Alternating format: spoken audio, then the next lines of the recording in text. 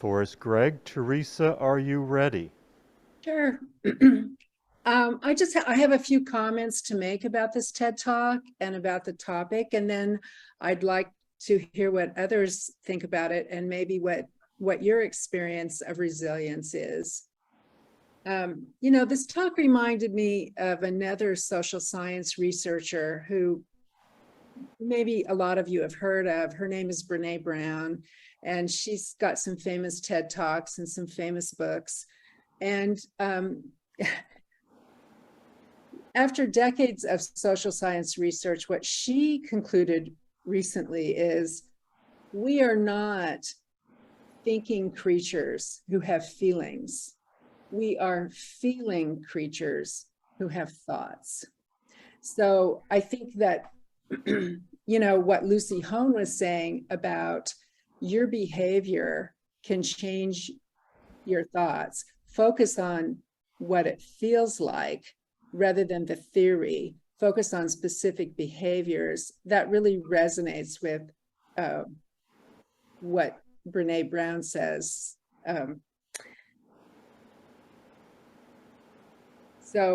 Also, when I think about resilience, I think of our recently deceased and much loved member, Bob Levine. As a lot of you know, Bob was gravely injured a few weeks after D-Day in World War II. As a 19-year-old, he lost the lower half of his right leg after being injured in that war. And I guess that's a situation that could have fostered a lot of bitterness in Bob. But in the many decades he had left to him, he did a lot of work with other veterans and very positive work. And he and Edith forged decades-long relationships with several generations in the family, with the family of the German doctor who had saved his life. And if you've ever had a conversation with Bob, you know that one of his favorite words is perspective. He used to say, your perspective makes it good or makes it bad. So I think these three strategies that Lucy Hone shared with us are very valuable, but I always keep a fourth strategy in my back pocket, which is... You ever notice how hair in males aren't gross until they're off your body?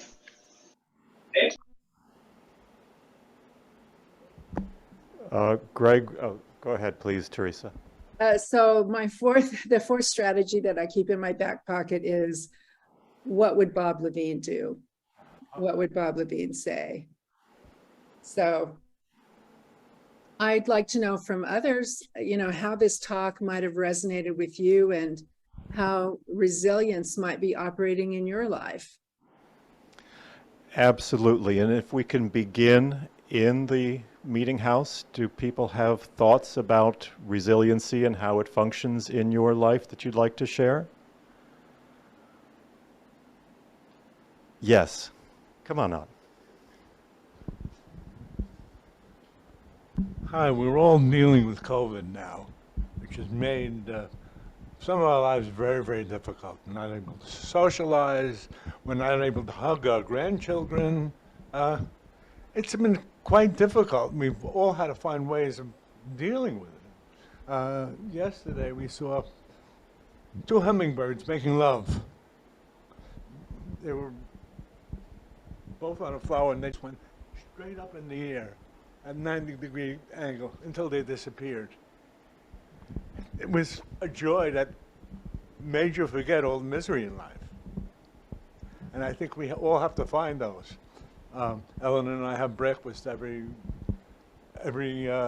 morning on the patio when the weather is nice. And that's a joy. So try and find the fun in life.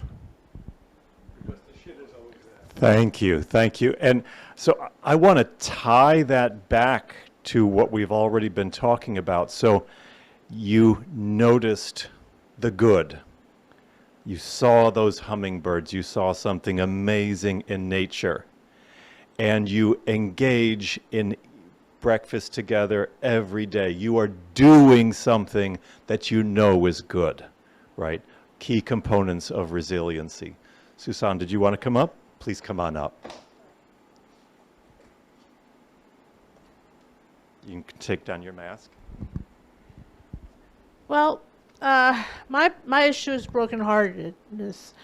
In high school, my best friend broke my heart, and it took years to heal because we bonded quickly. And the best advice is to let it go and move on. Now, my dilemma is, what do I mean by let it go?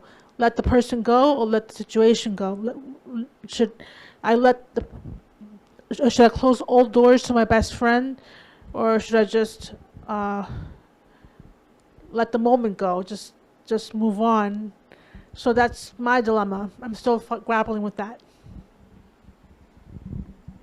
So, tying back again, Susan is reevaluating things occurring in her life, and she's trying to decide, is this something I will hold on to? Is this something that is serving me?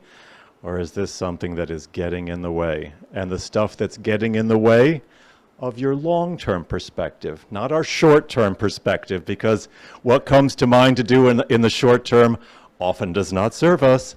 So we don't want to do that. All right, thank you very much. Let's turn to the Zoom land, because I do see hands out there. And Greg, I'll let you handle that. Okay, so Pam, I think your hand was up first. Why don't you unmute yourself and share? Okay, thank you very much. I remember Bob Levine very well because Bob and I and Edith became members on the same day. And so I was very, very familiar with Bob's story and the heartwarming effect that he had on me, because I'll always remember him saying that no matter how hard things get, you have to work at helping get over your problems. And that finally reminded me of when my mother died. And it was just 2 months after my mother died that I decided to go on a retreat in upstate New York with my writing club. And I remember going into the woods, and it was dark and beautiful and starry. And I laid down on the ground and I looked up and saw a star. And I said, Mom, I've got to get on with my life.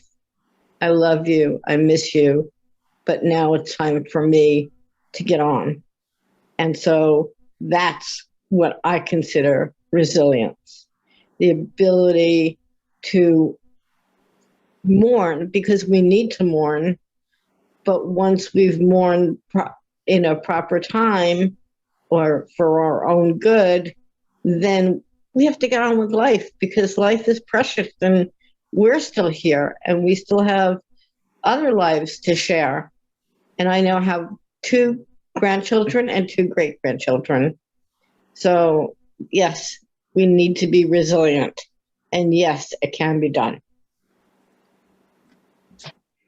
Thanks, Pam.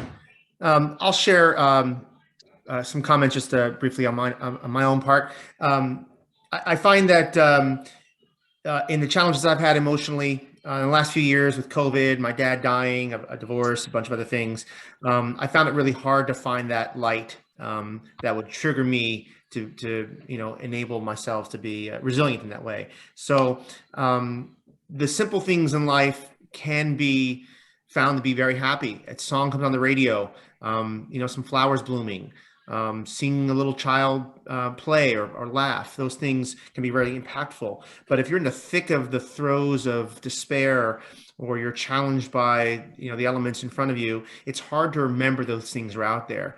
So the challenge, I think, for any one of us would be not that we realize that there's ways to be happy. I think we all sort of get this cognitively. It's how do you embrace it in the darkest times, and how do you remember like having breakfast on the patio every morning? How do you practice into your daily lives that ability to find the simple joys? There are big joys, a big promotion, a family wedding, things like that, but the simple joys that can just bring a smile, it's how do you practice those things, put them into your daily life?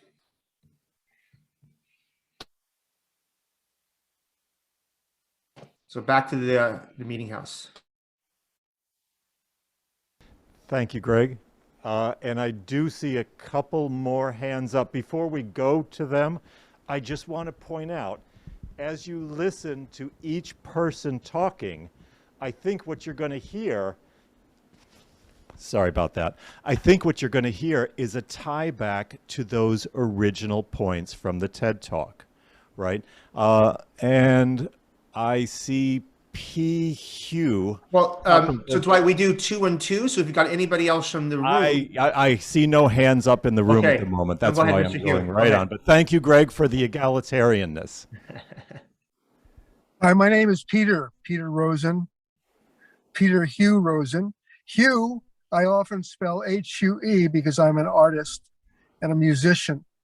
And I've been plagued with chronic pain in my low back since a diving board accident in 1975. And in terms of resilience in the TED Talk, I think what has pulled me through most is my creativity and the fact that I can meditate via being present as much as possible and having something to occupy my spirit, my consciousness. And I must say that my dear mother, who is going to be 103 in the end of September, has taken me to doctors up and down the East Coast for many of their opinions and recommendations, and none have offered surgery as an option in those days, the old days. But now I'm being told that maybe surgery is the way to go. However, I am a bit afraid of the kind of surgeries they want to do on me. So I'm trying to find ways around that and to deal with my pain and my suffering, which is daily and chronic and intense. Keeps me up at night, has me limited mobility. However, I find that there's a squirrel in a nearby park that I go to visit daily and play with and feed her peanuts. And as a result of this experience with the squirrel and our relationship formed over a few years, I've been able to find joy and happiness in spite of the torment that is ever present. So it's such a grace to be able, and you're talking about the small things in life, to have such a creature or a pet, or at least a dear friend, one of which of mine, and I have very few, if only one here in Tenafly, and that's a member of the Ethical Culture Society. And I'm very grateful to Eric Sandhusen for his care and reaching out to me. So thank you, Eric, if you happen to be seeing this. I probably have a lot more to say, but I'll just leave it at that. Thank you for your care. Thank you for being there, all you folks at the Ethical Culture Society. It means a lot to me to tune in every Sunday. And I'm going to give up the mic now. Okay. But I thank you for that. And also, if I could Pete. get the name of that acupuncturist, I'd really appreciate it because I could use some help. Maybe you and Marianne could drop that into the chat.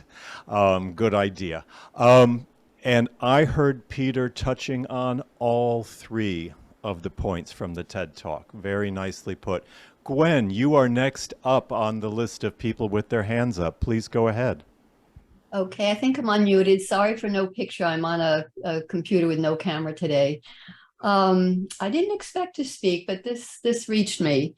When I was 54, after 18 years of working at St. Joseph's Hospital in Paterson, New Jersey, a new CEO came in. I was a vice president of strategic planning, all good performance reviews, everything great.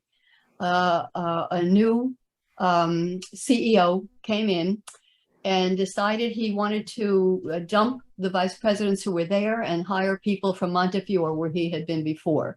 So at 54 years old, I was out of my year. It was too young to quit. It was too old to start over. It was very frustrating. So it was a real hit. The first thing that happened that was good is that I began getting calls from nonprofits in Patterson who had gotten to know me when I was at the hospital and others, and I got into consulting. So I managed to get back on my feet that way. But the big thing is this. On my way to St. Joe's, just months before this happened, maybe a month before this happened, I heard a question on the radio, maybe it was NPR, and the question was, what do you yearn for? And I realized as a single mother raising 2 kids and working full time, I had never really asked myself that. At the time, I had taken up photography. I think Pete just mentioned creativity, and I wanted to do something with photography in Patterson. And had I stayed at St. Joe's, I don't know if this ever would have happened. But in 2002, I created the Patterson Youth Photography Project. And for 18 years, we've been teaching inner city kids photography. They're about 9 to 14 years old. We've created a relationship with Oasis, a wonderful nonprofit where we teach the classes. It's the thing I'm most proud of in my life. And I don't know if I ever would have done it had I still been working full time. So it turned out that I turned it into a blessing, even though it was a real slap at the time. That's it. Gwen, that is excellent. And I'm gonna, by the way, there are a couple of other resiliency points that I think are worth mentioning. And Gwen has highlighted one, which is do the best you can with what you have where you are, right? And when you do that, you will feel good. Terry, you are up. Good afternoon, I think is correct. Yes, Terry? Yes, yes, hello. It's almost 5 here. So I think resilience has a lot to do with how calm you can be in difficult times. You know, the ability to view your rotten situation, whatever it is, from a distance, to find some other joy in the world, perhaps even to find a solution to your situation. It depends on being calm. And I just want to point out that I know a person who has profound anxiety. He can't be calm, kind of ever. And I've gotten hints of what he goes through when I've had no sleep, too much coffee, whatever, just that jittery, the world is not okay. But I have no idea what it's like to be him. So, not to be a downer here, but I just wanted to mention that the possibility of real resilience itself is a gift. That's all. Thank you. Thank you so much, Terry. Jim, now I know the Artemis is launching tomorrow, so that can't be an actual window from where you're at on the moon, right? That's just not real. So Jim, you're up. Can you go ahead? Did we lose Jim all of a sudden? No. It's not me, it's Ginger. Yeah, I nudged Jim. I just wanted to say that I identify with just about everything that people have offered so generously. I think that my parents endowed me with a positive frame of mind, and they went through many difficult times, and I viewed that from my perspective. But also, they exposed me to a lot, some of which I loved. And I know that if I do what I love and pour my energy into that, it doesn't leave so much energy to grieve, to mourn, to be down about conditions in the world. It's really love and positive involvement, and my relationship with people is my bubble that keeps me afloat. Thank you so much. Lucy, you're in Florida? Are you muted?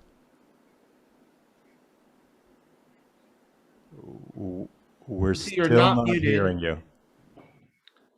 We can't hear you, but you're not muted. If you're using an auxiliary microphone, perhaps it is switched off. We will come back to you in a moment. Carol, please go ahead.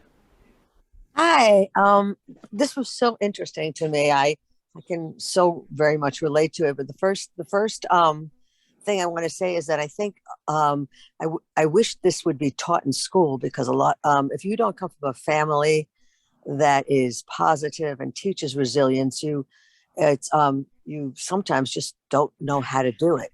I think it took me half my life or more than half my life to figure out how to do that. And now I think what's happened, which goes hand in hand with this whole talk about resiliency, and I follow a lot of people like Brene Brown and other people, is the teachings of Buddhism, actually, and how just accepting whatever is, and that there's going to be suffering in life, and I also believe in this.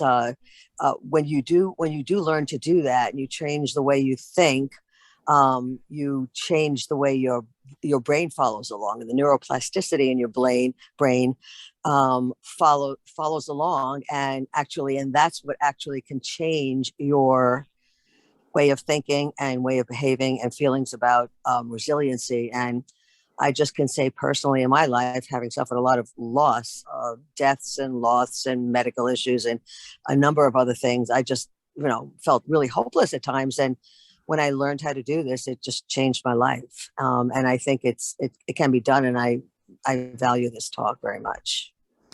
Thank you very much, Carol. Lucy, would you like to try again?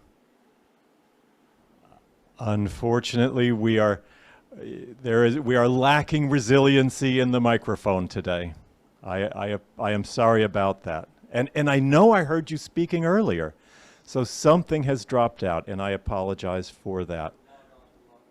Oh yes, you could try to log off and log back on. That sometimes works. That's a great idea, Orion.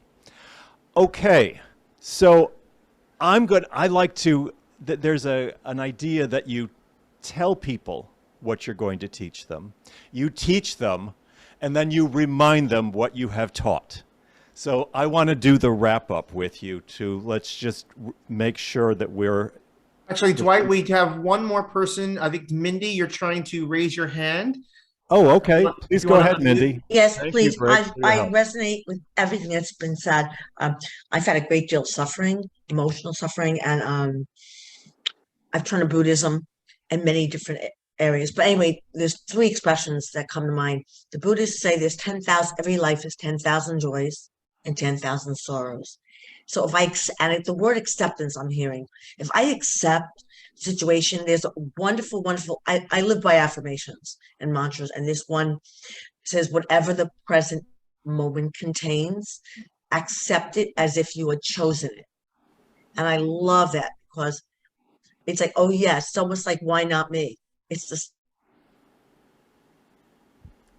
Mindy, you muted yourself. Oh my gosh. Did you hear anything? Yes, we heard everything up until the moment when you said, why not me? Yes. So. Yes. Okay. So I'll go with that. And the other mantra, my meditation teacher said, when life gives you lemons, you make pina colada. And it's sort of a funny kind of, but it really works. I'm like, oh yeah, pina colada, right? And I'll just try and flip the switch. And I love that word perspective. I'm going to remember that. And the last thing Mindy? The last thing is just forgiveness and permission. 2 words.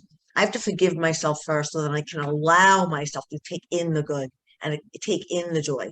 Mm-hmm. And that's a whole process. That doesn't happen easily. And then permission to say, oh yes, I'm deserving. Thank you, Mindy. And I see Dan out there. You have your hand raised. Please go ahead, Dan. Yes, I do. Clearly, I think this was an inspiring talk, and the advice is valuable for many people in many circumstances. But I think there's another side to this, and I think that we in particular in ethical culture who are devoted to changing the world that we live in should not lose sight of. And that is that sometimes accepting that, as the speaker said, shit happens, is not enough. Sometimes we have to ask, why shit happens and ask, can we change the world where that kind of thing happens? Obviously, what happened to her daughter and what's happened to many of us in many situations personally are things that changing the world won't affect. But if the folks in Montgomery, Alabama had said when they couldn't ride on buses, shit happens, so it goes, and hadn't said, no, we have to change this. If the folks at Stonewall had said, shit happens when cops go after this, we'll just have to learn to emotionally cope, rather than saying, exploding in that case, saying, no, we won't put up with this. A lot of things wouldn't have changed. So I think it's not an either or, but it's a both and in the focus on what we as individuals can do psychologically to live with and deal with adversity, we should not lose sight of the need to assess whether the circumstances that cause or contribute to that adversity can be changed, and if they can be changed, to do what we can individually or collectively to change them. And I think that's critical that we not lose sight of it. And I think that it's a key part of ethical culture, that we understand that part of living an ethical and moral life is trying to change the world for the better, so that the situations in which resiliency becomes critical are less frequent. No, they won't go away, but we sure as hell shouldn't be merely giving into them. Thanks. I am deeply honored by that share, Dan. I really appreciate your having added that. In fact, just last week, a politician's career started winding down that was a 20-year saga of just what Dan is talking about. Anyone remember the Long Island Railroad shooter, Colin Ferguson? Yes. And remember Carolyn Maloney, if I'm remembering this story correctly, her husband and her son were both shot by Ferguson. Did Carolyn shrink down into herself and just try to find resiliency for herself in her own narrow life? Oh no, she did not. She turned her grief, her difficulty, her challenge into a 20-year saga of trying to help and reduce gun violence. So absolutely, Dan, thank you so much for sharing that. And Lucy, do you want to try again? You're back on, you're unmuted. You want to try? One more time? Yes, Can you hear me? yay! Good. Well, not to conclude everything with a downer, but I would say her talk, Lucy Hone's talk, would have been more complete had she acknowledged that there can be genetic problems and also just our role models. So my mother, for example, was very depressed. Her father before had been very depressed, and I seem to have inherited it. But also there can be chemical, biological issues, and it's important to look for signs in other people so that we can help other people. I was watching last night that movie, the documentary Roadrunner, about Anthony Bourdain, which I've seen a couple of times. And the people around him, his co-workers and his friends, saw signs of trouble, and he made it very clear that he was feeling very depressed and suicidal. But nobody, I don't think anybody insisted that he get help or help him to get help. And so he did take his own life. But I just think her talk would have been more complete had she acknowledged some of these things and the importance of getting help and helping others get help. That's all. Thank you so much, Lucy. So, to recap the lesson, and by the way, I identified 4 things within Lucy's talk And I don't know if you'll agree with me or not, but let's just channel what was the first point. Suffering is part of life, and so many of you have mentioned that. The second point, change what you can, accept what you can't. And then Lucy went on to talk, and I thought, this is a third point, Lucy, but she didn't identify it as her third point. Focus every day on the good in your life, including those hummingbirds, right? And then fourth, check in with yourself. Are the things I'm doing helping me or harming me? And if they aren't helping you, then change them, right? Change them. So I'm going to wrap up that part of our time together and move on to announcements.